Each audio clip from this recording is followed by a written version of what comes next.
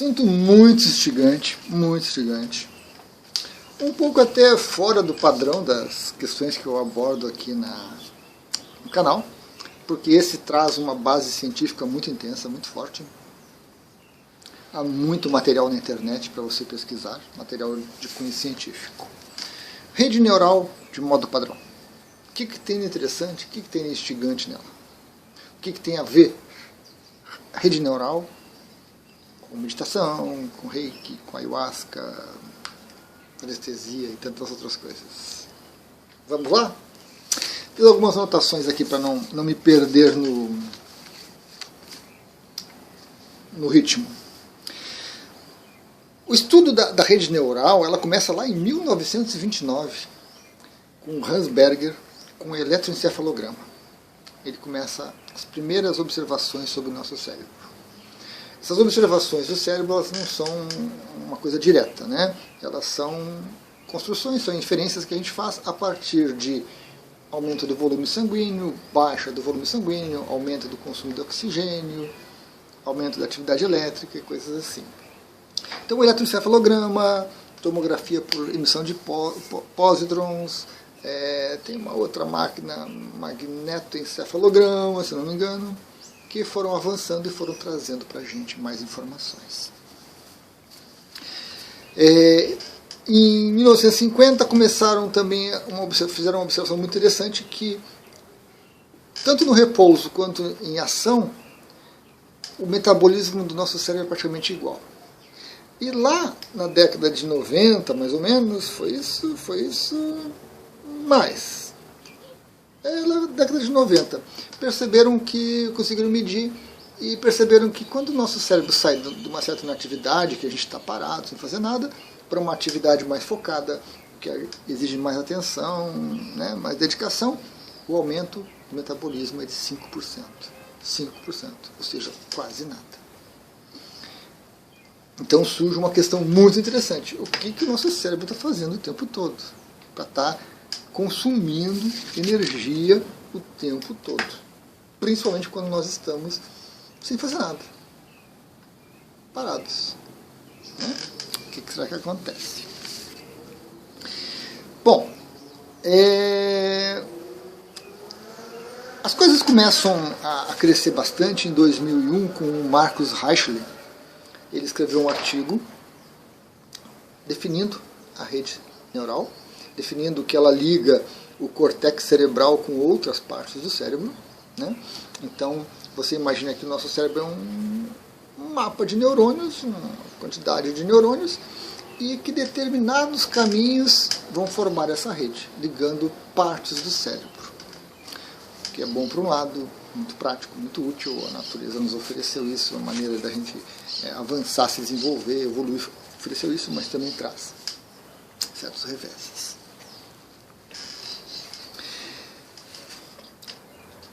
Com o Marcos a coisa começou, tomou corpo, e a partir de 2007 começaram a florescer pelo mundo inteiro diversos trabalhos se referindo à rede neural, criando um corpo de conhecimentos, algumas dissonâncias, nem todos concordam com isso, algumas pessoas veem isso de uma maneira diferente, alguns cientistas, e aí nós temos isso disponível, tem muita coisa na internet, você pode pesquisar.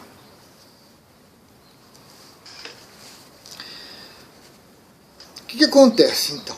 Né? O que acontece? Os cientistas observaram que quando você está em repouso, você está gastando muita energia. Seu cérebro está trabalhando desenfreadamente. E que quando você se volta para uma certa atividade mais focada, que exija mais atenção, mais especialização, há pouca diferença de metabolismo, de atividade cerebral. Mas, o que acontece em repouso? Quando a gente está trabalhando, a gente está focado em alguma coisa, tudo bem, né? Estamos usando o cérebro, estamos usando o corpo e tudo mais para desempenhar aquela função.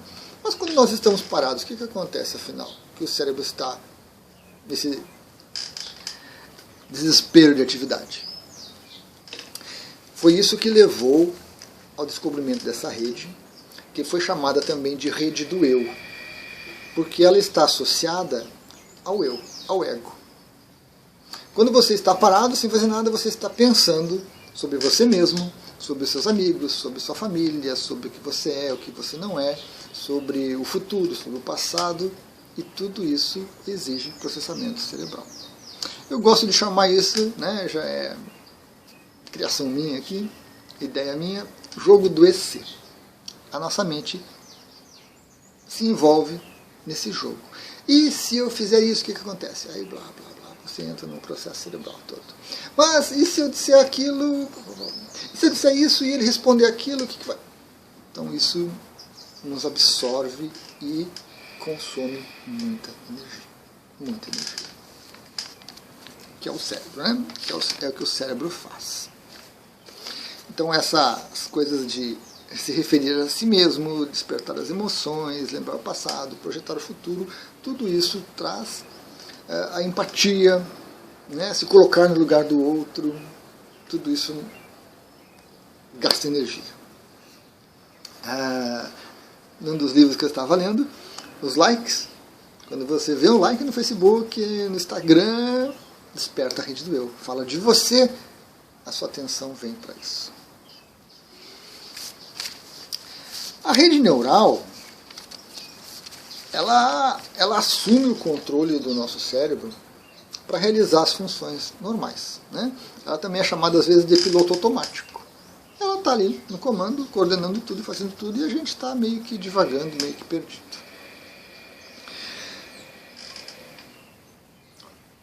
A rede neural também tem uma característica interessante. Ela se desenvolve.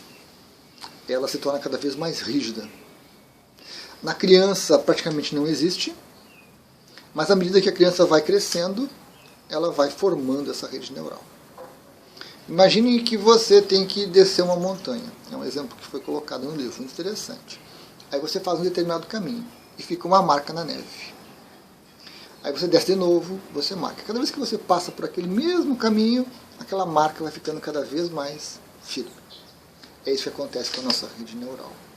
Você começa a pensar de uma maneira, pensar de uma maneira, pensar daquela mesma maneira.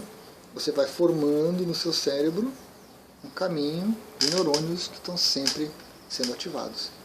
E eles acabam se tornando preponderantes sobre tudo mais e acabam assumindo o controle. Falam que a rede neural é o regente da orquestra.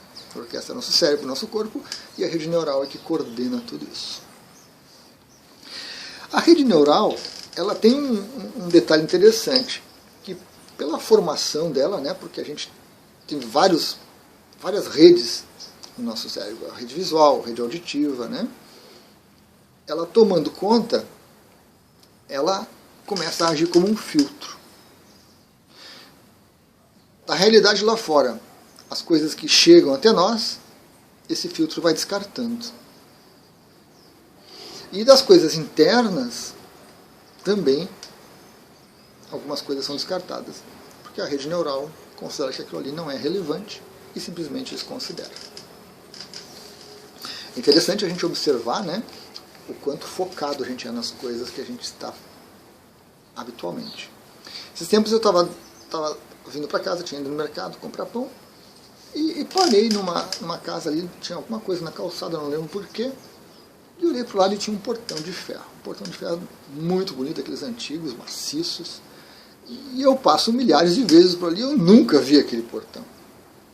E naquele instante me despertou, né? Estava ali há 20, 30, 40 anos ou mais. Por quê? Porque a gente se acostuma a passar por certos lugares, a nossa mente determina um caminho, escolhe um caminho e você ignora o restante, porque não é relevante. Então, ocasionalmente a gente tem esses flashes, esses momentos assim de claridade um pouco mais ampliada e a gente presta atenção em algumas coisas.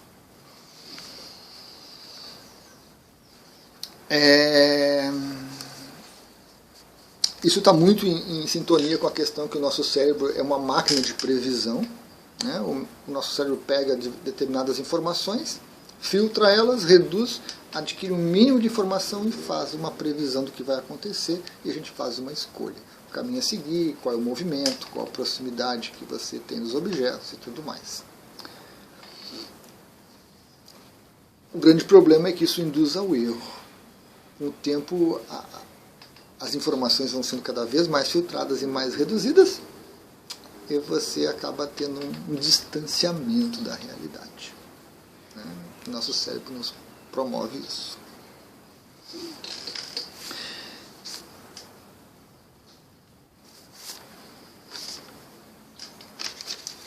Anotações.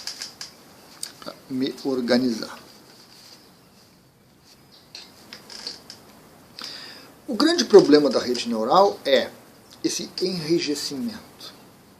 Com o tempo você acaba descartando todas as outras redes do cérebro, utilizando elas ao mínimo, elas estão ali, estão ativas, mas a rede neural descarta essas informações, esses impulsos elétricos, as movimentações, e elas tornam você extremamente rígido. Você repete os pensamentos, você repete as ideias, você repete os conceitos, você repete a jornada até o mercado e voltar. Nós nos tornamos intransigentes, fechados. Esse é um grande problema. E, em geral, nós nos tornamos para o lado ruim. Porque dentro dessa imensidão de pensamentos que nós temos dentro de nós, nós vamos escolhendo aqueles mais complicados. Nós entramos, em geral, em um processo negativo. Um círculo negativo de pensamentos. Então acabam reforçando. Eu não sou tão bom, eu não sou merecedor. Por que eu não sou merecedor? Ah, porque eu falei aqui. Pois é, então eu não mereço, eu não sou bom o suficiente, eu não me dediquei o suficiente.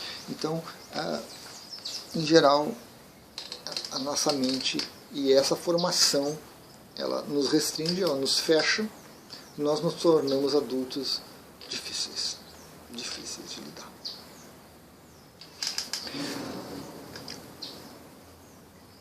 Qual a relação da rede neural, de modo padrão, com meditação, reiki, ayahuasca? Com as pesquisas que se seguiram, principalmente nos Estados Unidos, né, se observou que, sobre a ação do DMT, por exemplo, que tem na ayahuasca, ou sobre a ação da psilocibina, há uma dissolução da rede neural. É como se ela se dissolvesse. E dentro dessa percepção de dissolução da rede neural, vem a dissolução do eu. Você já não sabe onde começa e onde termina o seu corpo. Você tem um influxo de informações extremamente grande vindo de fora, às vezes avassalador.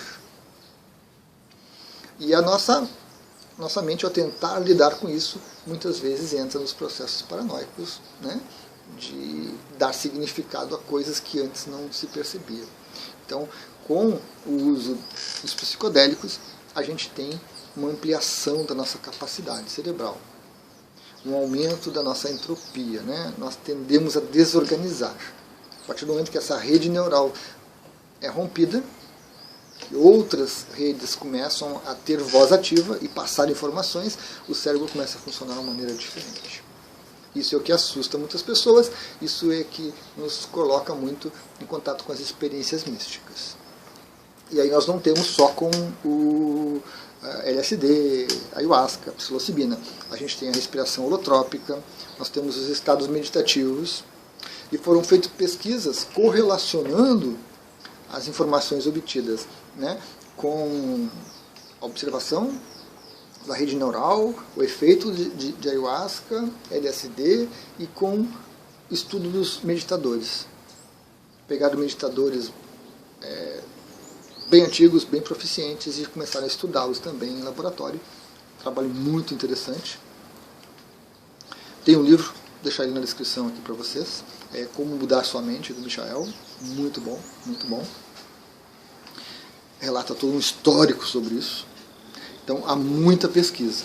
E o que se percebeu, então, respiração holotrópica, meditação, é que há também uma transcendência do ego, uma dissolução dessa rede neural. O nosso cérebro passa a funcionar de uma maneira mais ampla, mais aberta, o que nos assusta por um lado e que nos instiga por outro a tentar entender, a tentar se portar melhor com essas informações. É interessante que nas vivências com a ayahuasca, uma das coisas que a gente percebe é a audição. Pelo menos comigo foi a audição. E algumas pessoas relataram, né? Mas a audição. Você ouve muito mais, você ouve mais longe, às vezes você ouve muito acelerado, porque a rede ligada com a audição acaba se soltando um pouco, conseguindo espaço, conseguindo atenção, e você observa uma riqueza de questões. Os meus vídeos são vídeos um pouco diferentes, né, por questão do Reiki, pela conexão que as pessoas fazem comigo, com o Reiki. E eu observo que muitas pessoas reclamam dos passarinhos, das cigarras, do vento, o barulho dos carros. Algumas pessoas pensam que é barulho de mar. Né? Às vezes a minha voz está muito alta, às vezes está muito baixa, em geral muito baixa. Então, são efeitos que a gente pode perceber nessa rede auditiva, que muitas vezes é subutilizada, porque não é necessária. Porque não é necessária. Quando você para ouvir uma música, você dá um pouquinho mais de atenção. Mas, em geral, a gente está ouvindo música e está dirigindo, está ouvindo música e está lavando louça, está ouvindo música e está escrevendo, está ouvindo música e está estudando. Então, você não chega a perceber a riqueza de detalhes que a música pode oferecer. Porque a nossa rede limita essa ação. Então, muito interessante.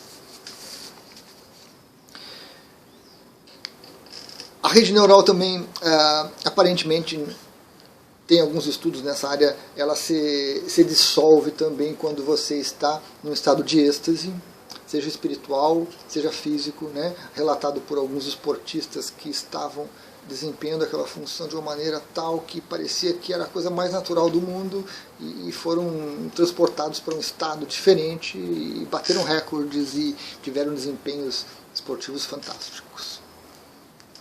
Ali também há uma dissolução da rede neural padrão, uma abrangência maior das outras redes, o nosso cérebro funcionando de uma maneira mais integrada. E um outro aspecto muito legal, muito interessante, é que dentro do budismo e de algumas filosofias orientais, falam que nós vivemos numa ilusão, né? E essa rede neural reforça essa ideia, porque a rede neural tende a separar a gente da realidade. A partir do momento que ela corta os impulsos externos, o que nos chama atenção, o que poderia nos despertar e nos trazer alguma utilidade, ela vai cortando, ela vai podando tudo isso, ela vai nos encastelando aqui dentro. E a partir do momento que ela também limita coisas internas, né? Porque às vezes você lembra de algo que você não gosta. Você sente um cheiro e você lembra de algo que você não gosta. Às vezes você entra numa loja, o vendedor te olha com uma maneira ruinzinha, chatinha, você lembra de todas as vezes que você foi maltratado na vida. A nossa rede neural, com o tempo, tende a cortar esses impulsos, eles às vezes se tornam inconscientes ou às vezes são totalmente adormecidos, para que a gente não sofra, para que a gente não se incomode com aquilo. Então a gente começa a ignorar impulsos internos. Ou seja, nós nos encastelamos aqui dentro de uma máquina que é preditiva, que não precisa de muitas informações, né? Para chegar daqui até aqui eu tenho 2, 3 informações que eu preciso, a velocidade do ar não vai me afetar, né? Então a nossa mente fica muito intransigente, muito retraída.